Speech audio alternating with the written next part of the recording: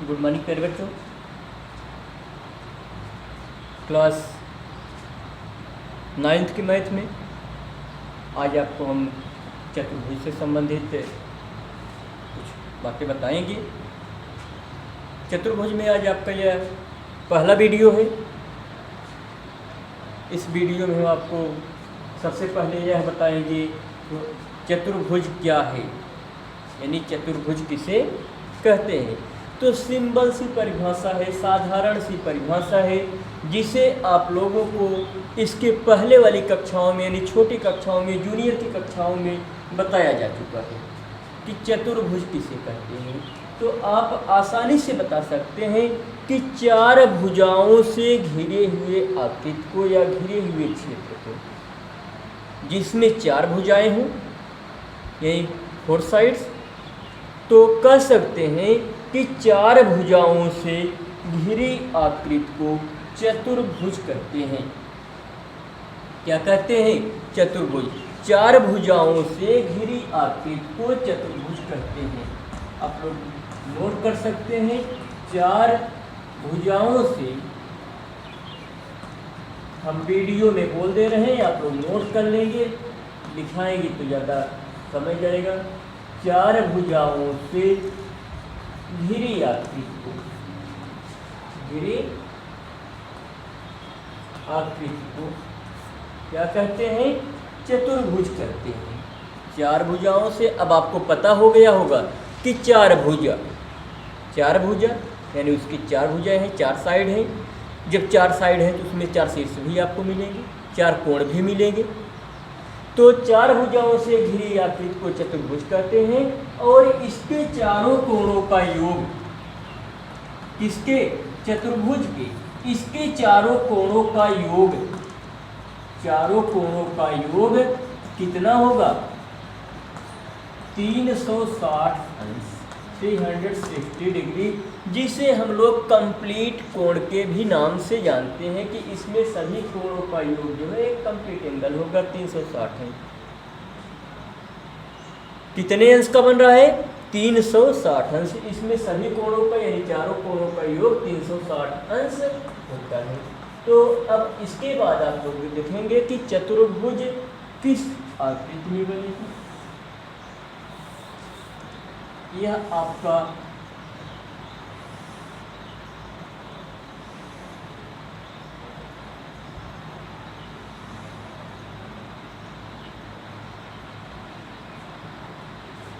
A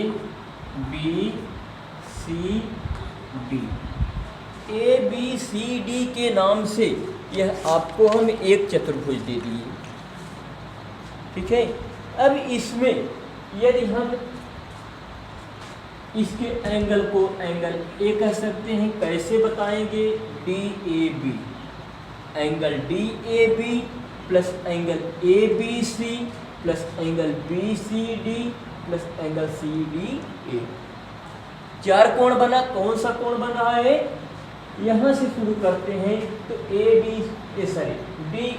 बनेगा, या यहाँ से शुरू करेंगे तो ABC, सीरियल हमारा यहीं से, यानी इसका शीर्ष यहीं से शुरू हो रहा है। ABC यानी इस कोण की बात हो रही है, इस कोण की, यानी B शीर्ष पर जो कोण बन रहा है उसकी बात हो रही है कि कोण B इसमें जो है हमारा ABC पढ़ा जाएगा। फिर BCD, यह कोण BCD यानी कोण C, शीर्ष C पर बना कोण। और फिर कोण CDA, शीर्ष D पर बना कोण। DAB, शीर्ष A पर बना कोण। यह चार कोण हो गया। यह चारों कोण अब हम लोग कह सकते हैं एंगल, यानी कोण ABC plus angle BCD plus angle CDA plus angle DAB, angle DAB। यह चारों मिलकर के हम लोगों को कितने अंश का मिलेगा? 360 डिग्री का 360 अंश होगा, ठीक है। अब यहाँ पर आप लोग देखिए, यदि इसमें इस समांतर चतुर्भुज, सॉरी ये चतुर्भुज जो दे रहे हैं, इस चतुर्भुज में ये जो चतुर्भुज दिए हैं इसमें यदि हम 3 कोण आप लोगों को दे दें, 3 कोण दे दें और चौथा कोण पूछें, तो चौथे कोण को जो है आसानी से निकाला जा सकता है। जैसे 3 कोण इसमें हम आपको दे दें, 100 अंश, 88 अंश और 82 अंश, 3 कोण दे रहे हैं। इसको 100 दे दिए, इसको 82 दे दे, 88 दे दिए और इसको 82 दे दिए। 3 कोण दे दिए हैं, 100 अंश, 82 अंश, 88 अंश, यानी कोण ए यहाँ पर, यानी यहाँ पर इसको भी लिख सकते हैं हम लोग 100, 88, 82 इस तरह से दिखा सकते हैं। कोई 3 कोण इसमें दिया गया है, चौथा कोण निकालना है तो चौथे कोण को यहाँ से हम लोग यक्ष के नाम से दिखा सकते हैं, यक्ष के नाम से दर्शा सकते हैं। तो चलिए रख देते हैं, यानी कौन सा, ए वाला,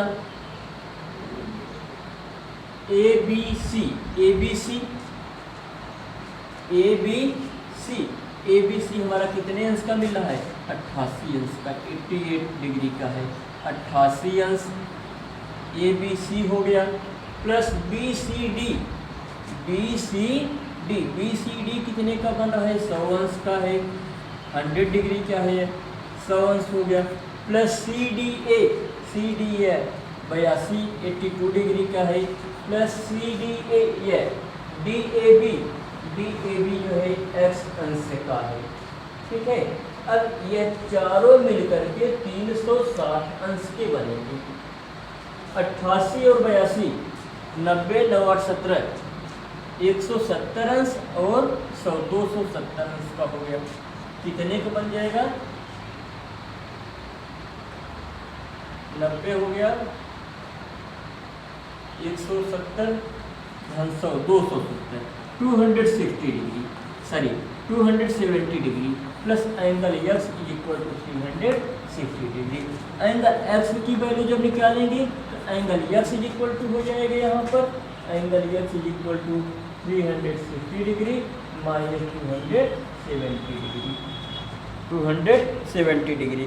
यहाँ से इसको निकालेंगे तो वह एंगल आपका कितने का बन जाएगा, 0, 16 में से 7 गए 9, 90 डिग्री का, 90 डिग्री का बन रहा है, 90 अंश का। यानी यहाँ से यह एंगल एक्स जो है आपका, एंगल ए वाले की वैल्यू जो है कितने अंश की मिल रही है, 90 अंश की मिल रही है। तो इस तरह से आप लोग इसको नोट कर सकते हैं। 4 भुजाओं से घिरी आकृति को चतुर्भुज कहते हैं। इसके चारों कोणों का योग 360 अंश होता है। यहाँ से इस तरह से अगर 3 कोण कोई दिया गया है तो तीनों कोणों को जोड़ करके चौथे को यक्ष मान लीजिए और 360 में से उसको घटा देंगे तो चौथा कोण हमारा यहाँ से मालूम हो जाएगा। जैसे यहाँ आपको हम बताए हैं 3 कोण दिया गया था, तीनों को जोड़ा गया 270 आया और चौथा कोण यहाँ से हमारा यक्ष अंश का था, यक्ष रख दिए इक्वल टू 360 डिग्री, 360 अंश हुआ।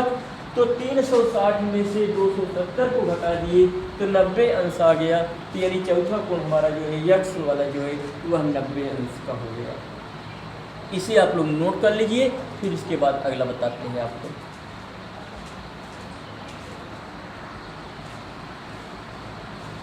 हाँ तो देखिए बच्चों, अब इसके बाद हम आपको अगला बताएंगे चतुर्भुज के प्रकार। क्या बताएंगे? चतुर्भुज के प्रकार आपको बता रहे हैं। चतुर्भुज जो है मुख्य रूप से 4 प्रकार का होता है। चतुर्भुज मुख्य रूप से 4 प्रकार का होता है, जिसमें पहला आपको मिलेगा समलंब चतुर्भुज। पहला क्या है? समलंब चतुर्भुज। चतुर्भुज मुख्य रूप से यह जो है मुख्यतः 4 प्रकार के होते हैं।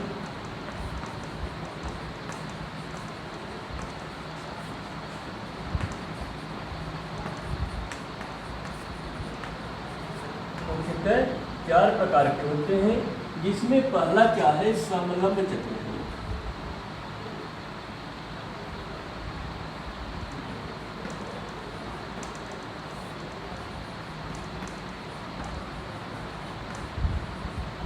पहला आप देख रहे हैं कि समलंब चतुर्भुज।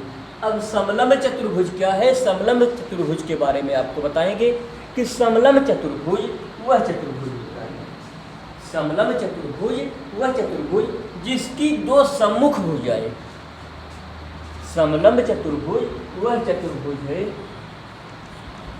वह चतुर्भुज जिसकी दो सम्मुख भुजाएं, जिसकी दो सम्मुख भुजाएं, दो सम्मुख भुजाएं समांतर हों, जिसकी दो सम्मुख भुजाएं समांतर हों तथा दो सम्मुख भुजाएं असमांतर हों। जो समांतर चतुर्भुज या समलंब चतुर्भुज लेंगे तो समलंब चतुर्भुज वह चतुर्भुज होता है जिसकी दो सम्मुख भुजाएं समांतर हों तथा दो सम्मुख भुजाएं असमांतर हों, भुजाएं असमांतर। अब समांतर और असमांतर के बारे में आपको बताना है। असमांतर हो उससे हम लोग जो है समलंब चतुर्भुज कहेंगे। समलंब चतुर्भुज क्या है? फिर से देख लीजिए, वह चतुर्भुज जिसकी दो सम्मुख भुजाएं समांतर हो, दो सम्मुख भुजाएं समांतर हो तथा दो सम्मुख भुजाएं असमांतर हो। अब सबसे पहले आपको समांतर के बारे में पता होना चाहिए कि समांतर क्या होता है।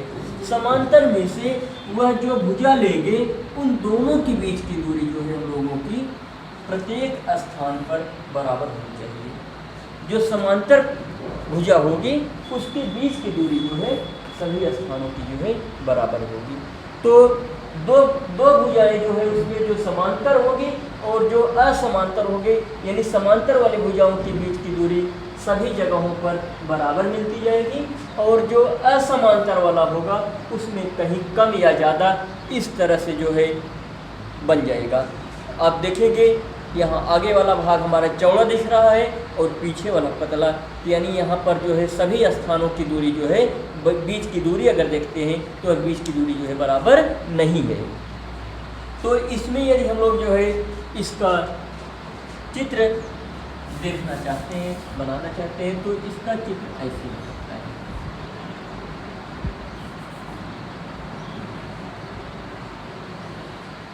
ये क्रिया ले लेते हैं,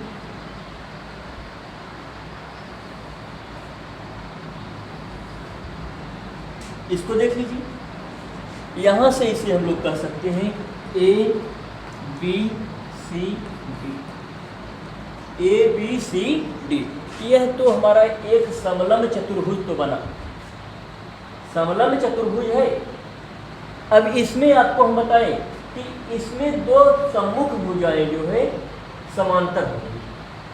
अब सम्मुख भुजा कौन? इसके सम्मुख यह भुजा है और इसके सम्मुख यह भुजा है, इसके सम्मुख यह भुजा और इसके सम्मुख यह भुजा है।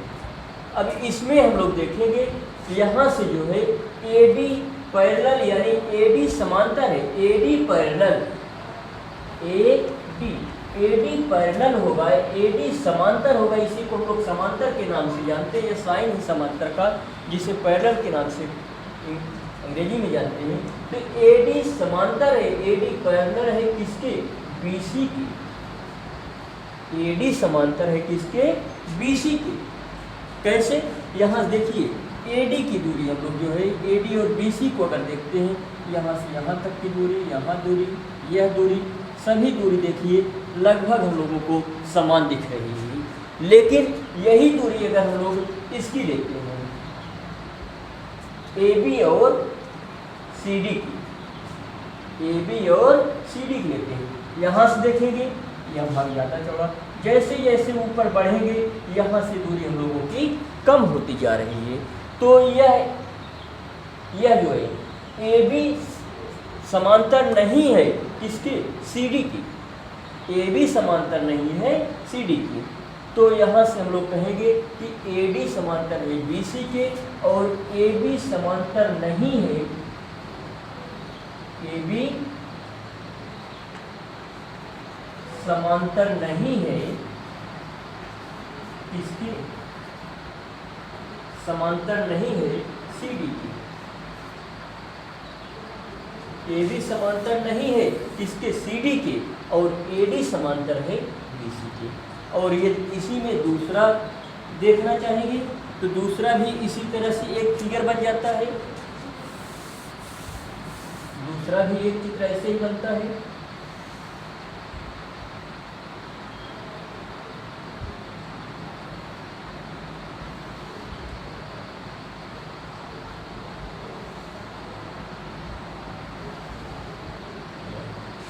यह आपको दिख रहा है, यहाँ भी आप जो है इसका नाम ए बी सी डी रख सकते हैं।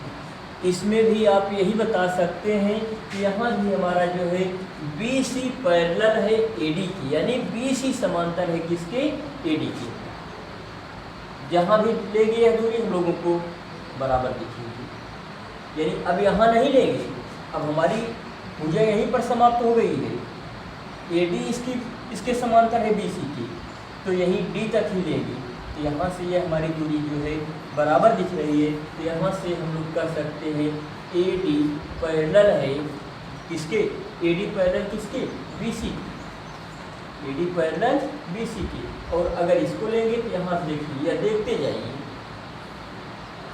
बीच की दूरी कम होती जा रही तो समांतर नहीं है। तो समलंब चतुर्भुज में आप यही लिखेंगे, वह चतुर्भुज जिसकी दो सम्मुख भुजाएं समांतर हो तथा दो सम्मुख भुजाएं समांतर न हो, असमांतर हो। समांतर न हो यानी असमांतर हो, उसे जो है क्या कहेंगे, समलंब चतुर्भुज कहेंगे। अब इसके बाद आपको हम बताएंगे समांतर चतुर्भुज। अगर आप यह परिभाषा लिखना चाहें तो लिख लीजिए पहले।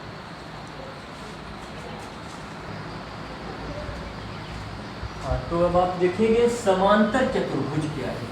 अभी आपको समलंब चतुर्भुज बताए, अब समांतर चतुर्भुज आप देखेंगे कि समांतर चतुर्भुज वह चतुर्भुज होता है, समांतर चतुर्भुज वह चतुर्भुज है, समांतर चतुर्भुज वह चतुर्भुज है जिसकी सम्मुख भुजाएं, जिसके सम्मुख भुजाएं समांतर व समान हो, जिसकी सम्मुख भुजाएं समांतर व समान हो, सम्मुख भुजाएं समांतर व समान हो, उसे समांतर चतुर्भुज कहते हैं। समांतर चतुर्भुज किसे कहते हैं, वह चतुर्भुज, समांतर चतुर्भुज वह चतुर्भुज है जिसकी सम्मुख भुजाएं, जिसकी सम्मुख भुजाएं समांतर व समान यानी बराबर, समांतर व समान यानी समांतर व बराबर हो, चाहे समान आप कहिए चाहे बराबर, दोनों की बात है। समांतर व समान हो उसे जो है समांतर चतुर्भुज कहते हैं। इसमें जैसे फिगर हम लोग ऐसे बनाएंगे,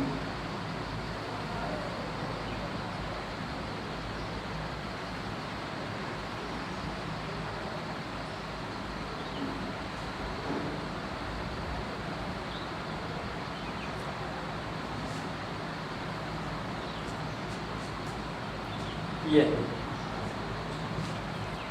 ए बी सी डी। अब आपको यह पता हो ही चुका है कि कौन सी सम्मुख भुजा है। ए बी के सम्मुख भुजा जो है सी डी है, यानी इसके सम्मुख भुजा यह है। ए बी के सम्मुख क्या है, सी डी है। तो यहाँ से हम लोग कह सकते हैं कि ए बी पैरेलल भी होगा, ए बी समांतर भी होगा किसके, सी डी के। ए बी समांतर है सी डी के, और कह सकते हैं कि ए बी बराबर भी है इसके, सी डी के। ए बी समांतर है सी डी के, पहचानेंगे कैसे कि यह कौन सा चतुर्भुज है, समांतर चतुर्भुज जिसकी सम्मुख भुजाएं समांतर व समान हो, यानी ए बी समांतर है सी डी के और ए बी बराबर है सी डी के। अगर इस भुजा को लेते हैं, यह भुजा हमारी वैसे ही होगी। कह सकते हैं यहाँ पर भी ए डी पैरेलल है B C, A D parallel है बी सी के, तथा ए डी बराबर है BC की। तो यह आपको क्लियर हो गया होगा, स्पष्ट हो गया होगा कि वह चतुर्भुज जिसकी सम्मुख भुजाएं समांतर व समान हो। अब आप देख ही रहे हैं, यहाँ से आपको दिख ही रहा है कि यह AB जो है किसके समांतर है, CD के, यानी सम्मुख भुजा, यही सम्मुख भुजा है। कभी भूल से इसको मत कहिएगा कि इसके सम्मुख यह है, इसके सम्मुख यह नहीं है, इसके सम्मुख भुजा यह है, इसकी सम्मुख भुजा यह है। तो सम्मुख भुजाएं जो है आपस में क्या होगी, समांतर व समान होगी। समांतर व समान भुजा जो है समांतर चतुर्भुज होता है। तो समांतर चतुर्भुज जो है यह आपको समझा दिया गया। अब इसके बाद आपको बताएंगे वर्ग। वर्ग में वर्ग आप लोग देख लीजिए, जिसे स्क्वायर के नाम से जानते हैं। वर्ग क्या होता है, वह समांतर चतुर्भुज। अब समांतर चतुर्भुज के अंतर यह आएगा, अब समांतर चतुर्भुज का प्रकार चल रहा है, इसके कुछ जो पार्ट आपको मिल रहे हैं कि समांतर चतुर्भुज क्या है। वह चतुर्भुज, वह समांतर चतुर्भुज जिसके प्रत्येक कोण 90 अंश के हों।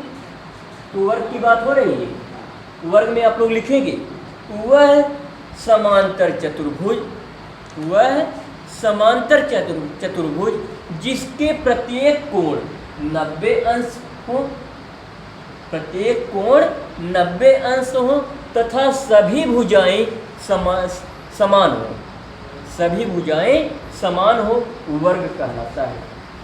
वर्ग के बारे में आपको बता दिया गया कि वर्ग क्या है। वर्ग वह समांतर चतुर्भुज है, वह समांतर चतुर्भुज है,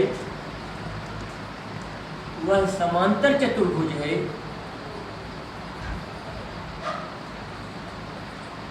जिसके प्रत्येक कोण 90 अंश, जिसके प्रत्येक कोण 90 अंश के हों, 90 अंश को हो तथा प्रत्येक भुजा समान हो या बराबर हो, प्रत्येक भुजा समान हो, वर्ग कहलाता है। तो अब इसमें आप देख सकते हैं इस तरह से आकृति होगी आपकी। यहाँ नीचे जगह कम है तो थोड़ा सा आप क्लियर कर लीजिएगा इसको।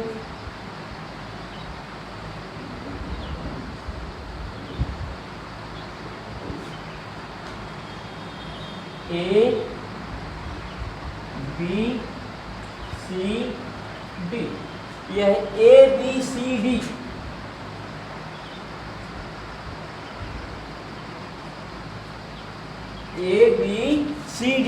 A B C D आपका एक वर्ग है जिसमें यहाँ आपको प्रत्येक कोण जो है 90 डिग्री के मिलेंगे, 90 अंश के मिलेंगे। और कह सकते हैं हम लोग कि AB बराबर BC बराबर CD बराबर DA, AB बराबर BC बराबर CD बराबर DA। तो क्या बन गया आपका, एक वर्ग हो गया। क्या बना, वर्ग बना। तो यह समांतर चतुर्भुज और वर्ग यहाँ से नोट कर लीजिए, फिर लगता है।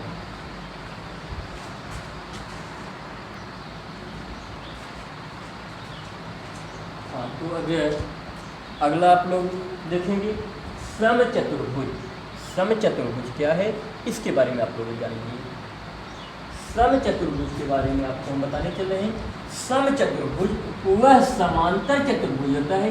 देखिए यह भी समांतर चतुर्भुज के अंतर्गत ही आ रहा है। समचतुर्भुज वह समांतर चतुर्भुज होता है, वह समांतर चतुर्भुज होता है जिसकी प्रत्येक सम्मुख भुजाएं समान हो। वह समांतर चतुर्भुज जिसकी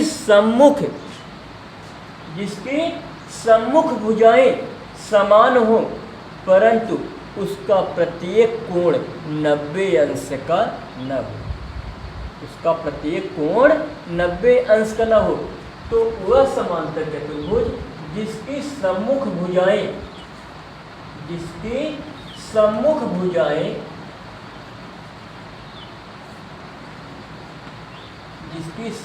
भुजाएं समान हो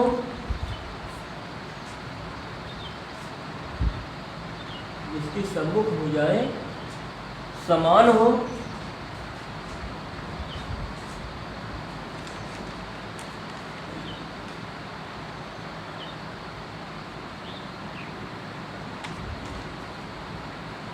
सम्मुख भुजाएं समान हो, परंतु प्रत्येक कोण 90 अंश का न हो, उसे क्या कहेंगे? समचतुर्भुज कहेंगे। समचतुर्भुज क्या है? वह समांतर चतुर्भुज जिसकी सम्मुख भुजाएं समान हो। सम्मुख भुजा तो समान मिलेगी, लेकिन उसका प्रत्येक कोण जो है 90 अंश का नहीं होगा। जैसे यहाँ देखें आप लोग,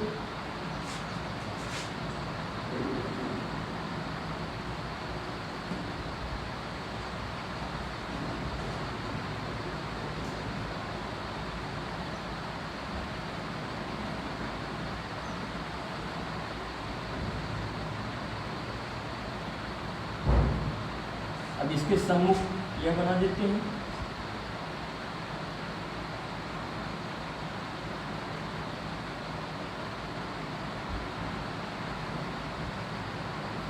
इसके सम्मुख यह बना दिए और इसके सम्मुख यह भी बना दिए।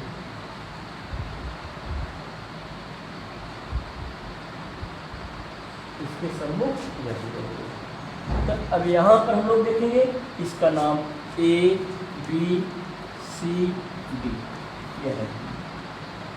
A B C D यह जो है हमारा एक समचतुर्भुज हो गया, समचतुर्भुज बन गया।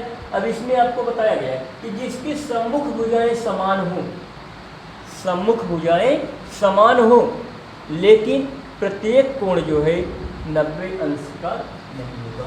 जैसे यहाँ पर हम लोग कह सकते हैं कि AB बराबर BC बराबर CD बराबर DA, AB बराबर CD बराबर AB बराबर BC बराबर CD बराबर BC,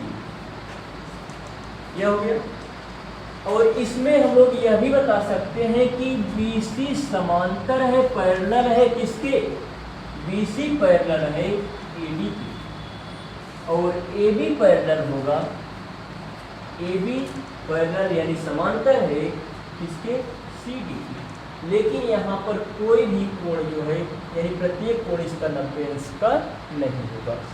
तो समचतुर्भुज के बारे में आप लोगों को बताया गया कि वह समांतर चतुर्भुज जिसकी सम्मुख भुजाएं समान हो, परंतु प्रत्येक कोण 90 अंश का न हो। प्रत्येक कोण 90 अंश का न हो, उसे क्या कहेंगे? समचतुर्भुज कहेंगे। क्या कहेंगे? समचतुर्भुज कहेंगे। ठीक है, तो नोट कर लीजिए इतना। हाँ, तो बच्चों इसके आगे आप लोग देखेंगे जो अभी आपको हम समचतुर्भुज वाला बताए, समचतुर्भुज से ही एक आपको प्यारी सी परिभाषा बनेगी। यहाँ से वर्ग की जो है एक प्यारी सी परिभाषा आप लोगों को मिल रही है कि वह परिभाषा क्या है? वह समचतुर्भुज जिसका प्रत्येक कोण 90 अंश का हो। वह समचतुर्भुज जिसका प्रत्येक कोण 90 अंश का हो, उसे वर्ग कहते हैं। अब यह हमको समचतुर्भुज से मिल गया, अभी समांतर चतुर्भुज वाले से मिला था, लेकिन अब समचतुर्भुज अभी हम लोग जो पढ़े थे समचतुर्भुज से भी मिल गया। क्या? कि ऐसा समचतुर्भुज जिसका प्रत्येक कोण 90 अंश का हो, उसे भी वर्ग कहते हैं। तो इससे जो है वर्ग की एक प्यारी सी परिभाषा आप लोगों को मिल रही है, तो उसे भी आप लोग याद रखिएगा कि जिसका प्रत्येक कोण जो है 90 अंश का होगा, वह भी क्या कहलाएगा? वर्ग कहलाएगा। तो ठीक है, इसके बाद हम आपको अगले वीडियो में बताएंगे। धन्यवाद आप लोगों को।